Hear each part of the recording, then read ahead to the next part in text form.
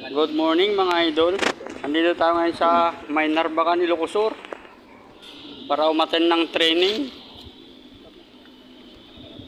Nakikita nyo naman siguro yung mga dumadaan-daan dyan na naka-uniforme.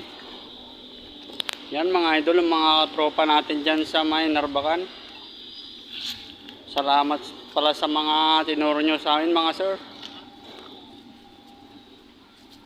Yan ang instructor namin. Lakad-lakad. Wow. Yan mga idol, nagsisimula na ang tinuturo nila sa amin kung ano ang gagawin namin sa aming paglalakbay papuntang bundok. Ayan ang demonstration ng mga kasundaluhan sa Sulbek, Narbacan. Shout out sa inyo mga sir. Salamat sa mga natutunan namin. Madami kami natutunan ng dahil sa inyo. Ayun oh.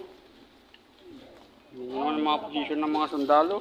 Yung ginagawa po nila ngayon is yung nagpaplano sila kasi may na-receive sila Mabait na sila. kung saan yung kalaban.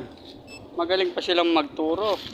Kung paano nila erase. Yan ang mga idol natin dyan sa may Sulbek, Narbacan. Shout out sa inyo. At pa-shout out nga pala kay Batang Abra.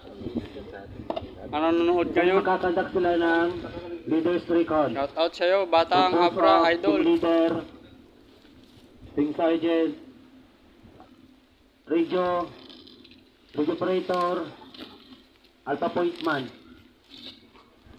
Antay mag-iwan sila sa kasama nila ng Gotwa o yung tinatawag na Going Others Time What If and Activity. Where I'm going, others and in time of my what to do my So yung gagawin ng apat na what to do if in contact. leaders, pupuntahan nila yung area kung saan may info to clarify kung andun ba yung kalaban, kung ilan.